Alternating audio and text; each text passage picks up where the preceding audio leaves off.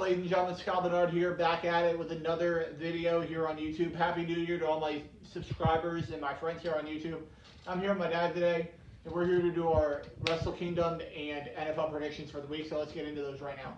First match out will be a match between Hiromu Takahashi and El Phantasmo. The winner of this match will get a shot at I believe they get a shot at the United States Championship on night 2 of Wrestlekingdom. I'll take Hiromu Takahashi to get the win here over El Phantasmo and move on to night 2 of Wrestlekingdom. I'm going the other way. I like El Phantasma. If not, the name is fantastic. El Phantasma, that's unbelievable. He should get the win. Next up for the IWGP Heavyweight Championship, the World Heavyweight Tag Team Championships, it'll be Zack Sabre Jr. and Lord Taichi defending their IWGP Tag Team Championships against Tama Tonga and Tonga Loa, the Gorillas of Destiny. I'll be going with GOD to get back their IWGP Tag Team Championships here and get a win and become, once again, IWGP Heavyweight Tag Team Champions. I don't know a lot about Japanese wrestling, so I'm just going to go with the best names, and Gorillas of Destiny may be the best wrestling name I've ever heard my entire life. So Gorillas of Destiny is my pick as well. Next up for a shot at the IWGP United States Heavyweight Championship, the contract will be on the line, as it'll be Kenta, also known as Hideo Itami to WWE fans, as he goes against Satoshi Kojima, who's coming back after a few months off. I'll be taking Kenta to retain the contract here and get a win against Kojima. In this match, just because it's easier to say, I'm going to go with Kenta as well. So Kenta is my pick to win this match. Next up, Hiroshi Tanahashi, the ace of the universe in New Japan, going against one of the fastest rising stars in New Japan, in the Great Khan. I'll go with Hiroshi Tanahashi to get the win here. He's always a crowd favorite in Tokyo, so I'll go with Tanahashi to get the win over the Great Khan here at Wrestlekingdom. Not me. I like the Great Khan. That's a great name. I like Ace of the Universe as well, but the Great Khan, I like it a little better. Next up in the match that I think could be one of the matches of the weekend is it'll be Kazuchika Okada going against Will Ospreay. I'm going to go with Will Ospreay. I think Ospreay needs his way more than Okada. So I'm going to go with Will Ospreay to get the win here with his new group of hooligans that he's been working with in New Japan. I'll go with Will Ospreay to get the win over Okada. I'm going with Ospreay as well. I like the fact he's named after a bird, a very majestic bird. So give me Ospreay as well. Next up for the IWGP Heavyweight and IWGP Intercontinental Championships, it'll be the current champion Tetsuya Naito in his second title defense here, going against the winner of the G1 Climax, Kota Ibushi. And I'm telling you right now, this is a guarantee. Kota Ibushi is winning the IWGP Heavyweight and IWGP United States Championships. My friend Steven Battle told me that he's probably not going to, but I am telling you right now, he will become your new heavyweight and United States champion come Monday night. I'm going to go with Kota Ibushi to finally get over the hump and get a win over Tetsuya Naito. I never hear Scott guarantee anything, so how can I go against him?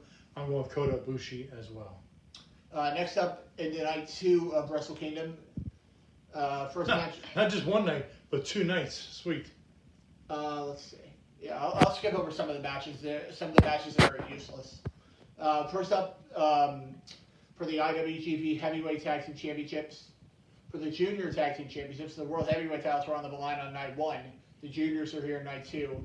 This will be Yoshinobu Kanemaru and El Desperado defending their Tag Team Championships against Master Wato and Ryusuke Taguchi. I will go with Desperado and Kanemaru to retain the Junior Heavyweight Tag Team Championships. I can only pronounce one of the 4 names, and that's El Desperado, so I'm going with his group as well. Next up, for the Never Openweight Championship, it'll be Shingo Takagi defending the championship. I can't even remember when he won it. This is his first title defense. And he goes against Jeff Cobb, who's on a roll in Ring of Honor before going over to New Japan. I'm going to go with Shingo Takagi. He just won the title. I can't remember when, but he just won the title. This is his first defense. I don't think he loses it to start off the reign here. I'll go with Shingo to retain against Jeff Cobb. Not me. I like the simplicity of the name Jeff Cobb. 1 syllable, first name, 1 syllable, last name. Very simple in New Japan. Jeff Cobb's your winner. Next up, Sonata versus Evil should be a good match here. I'm going to go with Evil. Evil needs to win this match to get back into the heavyweight championship ranks. So I'm going to go with Evil to get a win here over Sonata. It's hard to pick against a guy that's got one name and it's Evil, so I as well will pick Evil. Next up for the IWGP Junior Heavyweight Championship, it'll be Taiji Ishimori defending against the winner of Hiromu Takahashi and El Phantasmo. I'm going to go with Taiji Ishimori to retain the Junior Heavyweight Championship here. First title defense for him here in Wrestlekingdom. I'll go with Taiji Ishimori to retain his championship. I went with El Phantasmo on day one. I'm going with El Phantasmo on day two because his name is fantastic. Next up for the IWGP Heavyweight and IWGP Intercontinental Championships.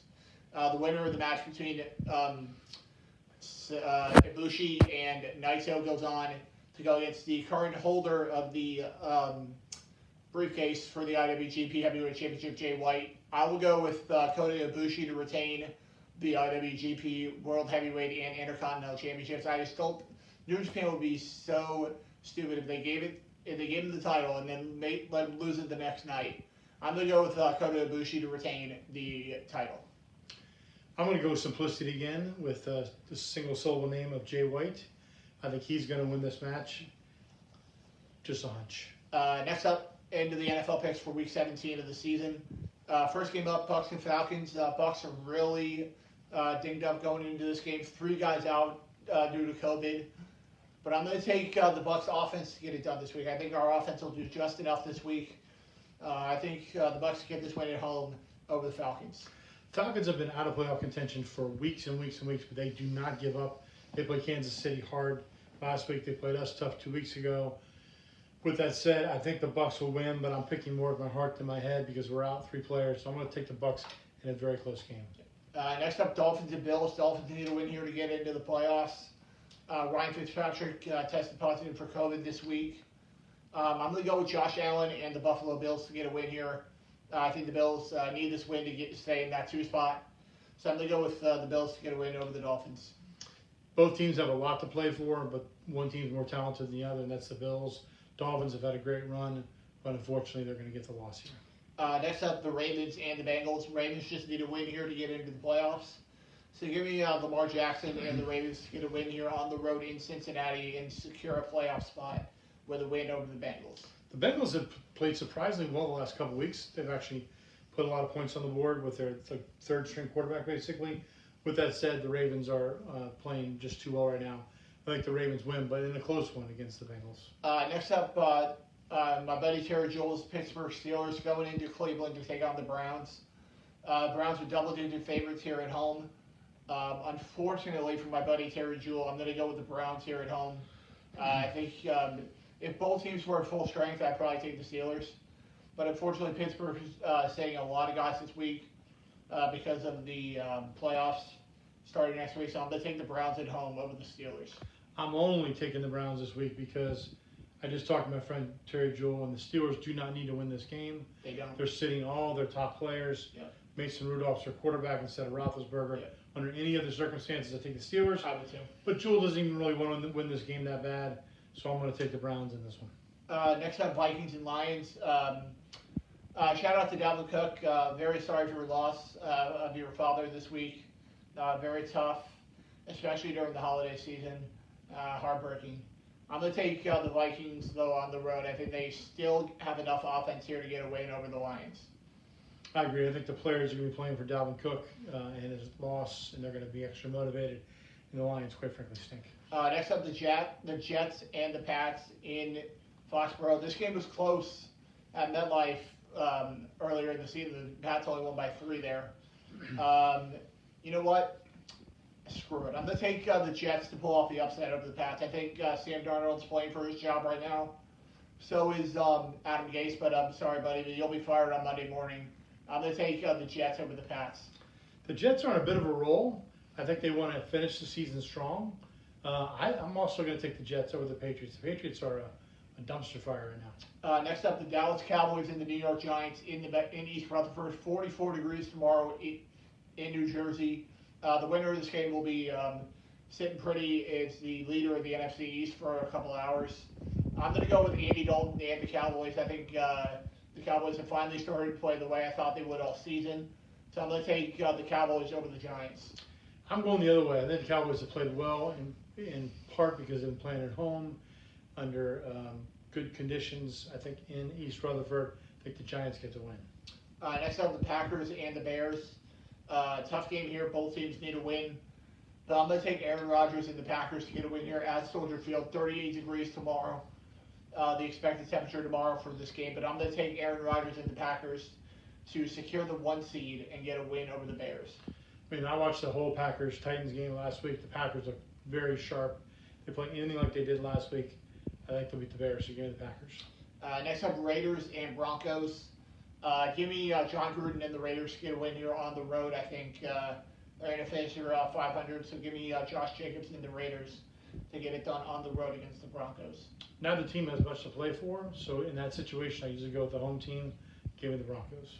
Next up, Jags and Colts. Colts are looking for a win and then hoping for a Titans loss tomorrow, but I don't think that's going to happen. Give me Indy at home over the Jags. One team needs to win, one team needs to lose. The team that needs to win is going to win. That is the Colts. Next up, Chargers and Chiefs. Basically, every single starter you can think of for Kansas City sitting this week because they have absolutely nothing to play for. I'm going to take Justin Herbert and the Chargers to get a win here on the road in Arrowhead against the Chiefs.